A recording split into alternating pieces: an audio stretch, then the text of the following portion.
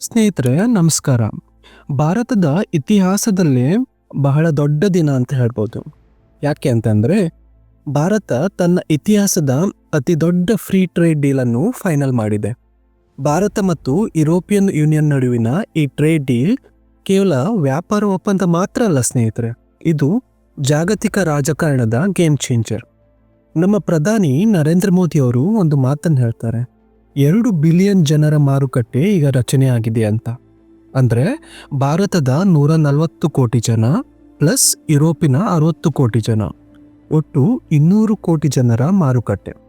ಹೌದು ಸ್ನೇಹಿತರೆ, ಇಂಡಿಯಾ ಮತ್ತು EU ಟ್ರೇಡ್ ಡೀಲ್ ಅನೌನ್ಸ್ ಆಗಿದೆ. ಇನ್ನು ಯುರೋಪಿಯನ್ ಪಾರ್ಲಿಮೆಂಟ್ನಲ್ಲಿ ರಾಟಿಫಿಕೇಶನ್ ಆಗಬೇಕು. ಬಹುಶಃ 2026ರಿಂದ ಇದು ಸಂಪೂರ್ಣವಾಗಿ ಜಾರಿಗೆ ಬರ್ಬೋದು. ಆದರೆ ಒಟ್ಟಾರೆ ಒಪ್ಪಂದ ಫೈನಲ್ ಆಗಿದೆ. ಈ ಡೀಲ್ ಏಕೆ ಭಾರತ ಇತಿಹಾಸದ ಅತಿ ದೊಡ್ಡ ಟ್ರೇಡ್ ಪ್ಯಾಕ್ಟ್ ಅಂತ ಕರೆಯಲಾಗ್ತಿದೆ ಅಂತ ಗೊತ್ತಾ? ಯಾಕೆಂದರೆ ಇದುವರೆಗೂ ಭಾರತದ ಅತಿ ದೊಡ್ಡ ಟ್ರೇಡಿಂಗ್ ಪಾರ್ಟ್ನರ್ US ಆಗಿತ್ತು. ಆದರೆ 27 ದೇಶಗಳ ಕೂಟದ ಯುರೋಪಿಯನ್ ಯೂನಿಯನ್ ಜೊತೆಗೆ ಇರುವ ಭಾರತದ ವ್ಯಾಪಾರ US ಗಿಂತಲೂ ದೊಡ್ಡದು, ಗಂಭೀರವಾದದ್ದು. ಇದರರ್ಥ ಏನು ಸ್ನೇಹಿತರೆ?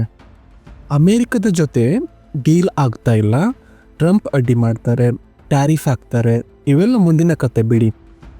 ಆದರೆ ಯುರೋಪ್ ಭಾರತದ ಅತಿ ದೊಡ್ಡ ಟ್ರೇಡಿಂಗ್ ಪಾರ್ಟ್ನರ್, ಅವರ ಜೊತೆ ನಾವು ಡೀಲ್ ಮಾಡಿಕೊಂಡಿದ್ದೀವಿ. ಇದು ಬಹಳ ದೊಡ್ಡ ವಿಷಯ. ಹಾಗೆ ಈ ಟ್ರೇಡ್ ಡೀಲ್ನ ಭಾಗವಾಗಿ ಏನೆಲ್ಲ ಆಗುತ್ತೆ? ಮೊದಲನೇದಾಗಿ ಭಾರತ ಮತ್ತು ಯುರೋಪ್ ಎರಡು ಕಡೆ ಟ್ಯಾರಿಫ್ ಕಡಿಮೆ ಆಗುತ್ತೆ, ಮಾರುಕಟ್ಟೆಯಲ್ಲಿ ಕಾಂಪಿಟೇಷನ್ ಕೂಡ ಜಾಸ್ತಿ ಆಗುತ್ತೆ. ಈ ಯುರೋಪಿಯನ್ ಚಾಕ್ಲೇಟ್ಸ್, ಕಾರು, ಮೆಷಿನರಿ ಭಾರತಕ್ಕೆ ತುಂಬ ಕಡಿಮೆ ದರದಲ್ಲಿ ಬರುತ್ತೆ. ಭಾರತೀಯ ಕಂಪನಿಗಳಿಗೂ ಕೂಡ ಹಾಗೆ ಒತ್ತಡ ಇರುತ್ತೆ, ಆದರೆ ಅದೇ ಸಮಯದಲ್ಲಿ ಅಪ್ಗ್ರೇಡ್ ಆಗುವ ಒಂದು ಅವಕಾಶ ಕೂಡ ಇದೆ. ಇಷ್ಟೆಲ್ಲ ಆಗ್ತಿದ್ದ ಹಾಗೆ ಸ್ನೇಹಿತರೆ, ಇಂಡಿಯನ್ ಮೀಡಿಯಾಗಿಂತಲೂ ಹೆಚ್ಚು ಇಂಟರ್ನ್ಯಾಷನಲ್ ಮೀಡಿಯಾಗಳು ಒಂದೇ ಪ್ರಶ್ನೆ ಕೇಳ್ತಾ ಇವೆ, ಡೊನಾಲ್ಡ್ ಟ್ರಂಪ್ ಇದಕ್ಕೆ ಏನು ರಿಯಾಕ್ಷನ್ ಕೊಡ್ತಾರೆ ಅಂತ. ಯಾಕೆ ಈ ಪ್ರಶ್ನೆ? ಅಮೇರಿಕಾ ಈಗಾಗಲೇ ಹೇಳಿಬಿಟ್ಟಿದೆ, ಯುರೋಪ್ ನಮ್ಮ ವಿರುದ್ಧ ನಡೆಯುತ್ತಿರೋ ಯುದ್ಧವನ್ನೇ ಫಂಡ್ ಮಾಡ್ತಾ ಇದೆ ಅಂತ. ಈ ಮಾತು ಹೇಳಿದವ್ರು ಯಾರು ಗೊತ್ತಾ? ಅಮೇರಿಕದ ಟ್ರೆಜರಿ ಸೆಕ್ರೆಟರಿ ಸ್ಕಾಟ್ ಬೆಸೆಂಟ್. ಅವರು ಹೇಳಿದ ಮಾತು ಬಹಳ ಗಂಭೀರವಾದದ್ದು ಸ್ನೇಹಿತರೆ. ಭಾರತ ರಷ್ಯಾದಿಂದ ಆಯಿಲ್ ಖರೀದಿ ಮಾಡ್ತಿದೆ ಅನ್ನೋ ಕಾರಣಕ್ಕೆ ನಾವು 25% ಟ್ಯಾರಿಫ್ ಹಾಕಿದ್ವಿ, ಆದರೆ ಅದೇ ಭಾರತ ಜೊತೆ ಯುರೋಪ್ ಟ್ರೇಡ್ ಡೀಲ್ ಮಾಡಿಕೊಂಡಿದೆ ಅಂತ. ಭಾರತ ಆಯಿಲ್ ರಿಫೈನ್ ಮಾಡಿ ಯುರೋಪ್ಗೆ ಕಳಿಸುತ್ತೆ, ಆದರೆ ಅದರ ಹಣ ಕೊನೆಗೆ ರಷ್ಯಾಗೆ ಹೋಗ್ತಿದೆ. ಅಂದರೆ ಯುರೋಪ್ ತಾನೇ ತನ್ನ ಮೇಲೆ ನಡೆಯುತ್ತಿರೋ ಯುದ್ಧವನ್ನು ಫಂಡ್ ಮಾಡ್ತಿದೆ ಅಂತ ಇವರು ಒಂದು ವ್ಯಾಖ್ಯಾನ ಕೊಟ್ಟಿದ್ದಾರೆ. ಹೀಗಾಗಿ ಇಡೀ ವಿಶ್ವವೇ ಕಾಯ್ತಾ ಇದೆ. ಟ್ರಂಪ್ ಟ್ವಿಟರ್ನಲ್ಲಿ ಏನಾದರೂ ಪೋಸ್ಟ್ ಮಾಡ್ತಾರಾ, ಪ್ರೆಸ್ ಮೀಟಲ್ಲಿ ಏನಾದರೂ ಸ್ಫೋಟಕ್ಕೆ ಹೇಳ್ತಾರಾ, ಯುರೋಪ್ ಮೇಲೆ ಇನ್ನು ಹೊಸ ಟ್ಯಾರಿಫ್ ಹಾಕ್ತಾರಾ? ಟ್ರಂಪ್ ಅಂದರೆ ಒಬ್ಬ ವೊಲಾಟೈಲ್ ಲೀಡರ್ ಸ್ನೇಹಿತರೆ. ಇವತ್ತು ಚೆನ್ನಾಗಿದೆ ಅಂದರೂ ನಾಳೆ ಅದೇ ವಿಷಯಕ್ಕೆ ಉರಿ ತೋರಿಸ್ಬೋದು. ಒಂದು ಲಾಜಿಕಲ್ ಪ್ರಶ್ನೆ ಇಲ್ಲಿ ಬರುತ್ತೆ ಸ್ನೇಹಿತರೆ, ಏನಂದರೆ ಯುರೋಪ್ ತಾನೇ ಭಾರತಕ್ಕೆ ಬಂದು ಭಾರತದ ಜೊತೆ ಡೀಲ್ ಮಾಡ್ತಾ ಇದ್ದಾಗ ಅಮೇರಿಕ ಭಾರತದ ಮೇಲೆ 25% ಟ್ಯಾರಿಫ್ ಹಾಕೋದಕ್ಕೆ ಲಾಜಿಕಲ್ ಕಾರಣ ಏನು ಅಂತ. ಇದೇ ಸಮಯದಲ್ಲಿ ಮತ್ತೊಂದು ಮಹತ್ವದ ಬೆಳವಣಿಗೆ ಏನಂದರೆ, ಭಾರತ ಮತ್ತು ಯುರೋಪ್ ಡಿಫೆನ್ಸ್ ಸೆಕ್ಟರ್ನಲ್ಲೂ ಕೂಡ ದೊಡ್ಡ ಒಪ್ಪಂದಗಳತ್ತ ಸಾಗ್ತಾ ಇದೆ. ಯುರೋಪಿಯನ್ ಕೌನ್ಸಿಲ್ ಅಧ್ಯಕ್ಷ ಅಂಟೋನಿಯೋ ಕೋಸ್ಟಾ ಒಂದು ಮಾತು ಹೇಳಿದರು, ನಿಮಗೆ ಬಹುಶಃ ನೆನಪಿರ್ಬೋದು, I am president of European council but I am also an overseas Indian citizen ಅಂತ. ಅವರ ಬಳಿ OCI ಪಾಸ್ಪೋರ್ಟ್ ಕೂಡ ಇದೆ. ಅವರು ತಮ್ಮ ಭಾರತದ ಮೂಲದ ಬಗ್ಗೆ ಬಹಳ ಹೆಮ್ಮೆಯಿಂದ ಮಾತನಾಡಿದ್ದಾರೆ. ಇದು ಕೇವಲ ಇಮೋಷ್ನಲ್ ಅಲ್ಲ ಸ್ನೇಹಿತರೆ, ಇದೊಂದು ಜಾಗತಿಕ ಮೆಸೇಜ್.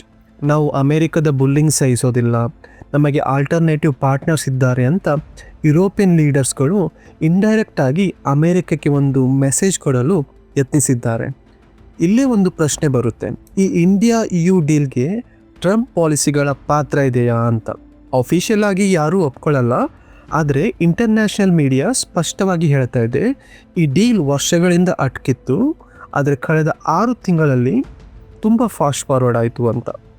ಇನ್ನು ಡೀಲ್ನ ಅಸಲಿ ಲಾಭಕ್ಕೆ ಬರೋಣ ಮಿತ್ರರೇ. ಮೆಷಿನರಿ, ಎಲೆಕ್ಟ್ರಿಕಲ್ ಇಕ್ವಿಪ್ಮೆಂಟ್ ಮೊದಲು 45% ಇತ್ತು ಟ್ಯಾರಿಫ್, ಇವಾಗ ಅದು 0 ಆಗಿದೆ. Aircraft, space craft 0 tariff. Medical surgical equipments ಮೊದಲು 27% ಇತ್ತು, ಆದರೆ ಈಗ 0%. ಅಂದರೆ ₹100 ವಸ್ತು ಇನ್ನು ಮುಂದೆ 127 ಆಗಲ್ಲ, 100ಕ್ಕೆ ಮಾರಾಟ ಆಗುತ್ತೆ. ನೀವು ಇವಾಗ ಕೇಳ್ಬೋದು, ಇದರಿಂದ ಯುರೋಪ್ಗೆ ಏನು ಲಾಭ ಅಂತ. ಯುರೋಪ್ಗೂ ಕೂಡ ತುಂಬ ಲಾಭ ಇದೆ ಸ್ನೇಹಿತರೆ. ಮೊದಲು ವೈನ್ ಮೇಲೆ 150% ಟ್ಯಾರಿಫ್ ಇತ್ತು, ಇವಾಗ ಅದು 20-30%ಗೆ ಇಳಿಯುತ್ತೆ. ಈವನ್ ಬಿಯರ್ ಪ್ರಾಡಕ್ಟ್ಸ್ಗಳ ಮೇಲೆ ಕೂಡ ಟ್ಯಾರಿಫ್ ತುಂಬ ಕಡಿಮೆ ಆಗುತ್ತೆ. ಆಲಿವ್ ಆಯಿಲ್, ವೆಜಿಟೇಬಲ್ ಆಯಿಲ್ ಇವುಗಳೆಲ್ಲ ಮೇಲೆ ಕೂಡ 0% tariff. Biscuit, pasta, chocolate, pet food ಇವುಗಳ ಮೇಲೆ ಕೂಡ 0% ಟ್ಯಾರಿಫ್. ಇನ್ನು ಸಿಂಪಲ್ ಆಗಿ ಹೇಳಬೇಕಂದ್ರೆ Europe price is equal to Indian price. ಆದರೆ ಸ್ನೇಹಿತರೆ, ಈ ಟ್ರೇಡ್ ಡೀಲ್ನಿಂದ ಅತಿ ದೊಡ್ಡ ಹೊಡೆತ ಬೀಳೋದು ಯಾರಿಗೆ ಗೊತ್ತಾ? ಬಾಂಗ್ಲಾದೇಶಕ್ಕೆ. ಯಾಕಂದರೆ ಬಾಂಗ್ಲಾದೇಶದ ಮುಖ್ಯ ಎಕ್ಸ್ಪೋರ್ಟ್ ಟೆಕ್ಸ್ಟೈಲ್. ಈ ಹಿಂದೆ ಭಾರತದ ಟೆಕ್ಸ್ಟೈಲ್ ಮೇಲೆ ಯುರೋಪ್ನಲ್ಲಿ 12% ಟ್ಯಾರಿಫ್ ಇತ್ತು, ಇನ್ನು ಮುಂದೆ ಅದು 0% ಆಗುತ್ತೆ. ಹೀಗಾಗಿ ತಮಿಳುನಾಡು, ಗುಜರಾತ್, ಮಹಾರಾಷ್ಟ್ರ, ರಾಜಸ್ಥಾನ, UP, ಬಿಹಾರ್, ವೆಸ್ಟ್ ಬೆಂಗಾಲ್ ಇಲ್ಲೆಲ್ಲ ಇರುವಂಥ ದೊಡ್ಡ ಟೆಕ್ಸ್ಟೈಲ್ ಫ್ಯಾಕ್ಟ್ರಿಗಳಲ್ಲಿ ಆರ್ಡರ್ಗಳ ಮಳೆ ಬೀಳೋದಂತೂ ಕನ್ಫರ್ಮ್. ಬೆಲೆ ಕಡಿಮೆ ಪ್ಲಸ್ ಗುಣಮಟ್ಟ ಕೂಡ ಜಾಸ್ತಿ. ಯುರೋಪಿನ ಮಾರುಕಟ್ಟೆಯಲ್ಲಿ ಭಾರತದ ಟೆಕ್ಸ್ಟೈಲ್ ಕಿಂಗ್ ಅಂದರೆ ತಪ್ಪಲ್ಲ.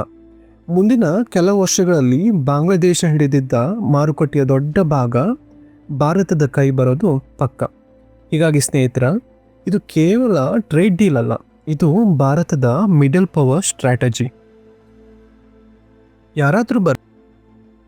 ಯಾರಾದರೂ ಬರಲಿ, America, Europe, Russia, China, Bharat ಒಬ್ಬರಿಗೂ ಶತ್ರು ಅಲ್ಲ.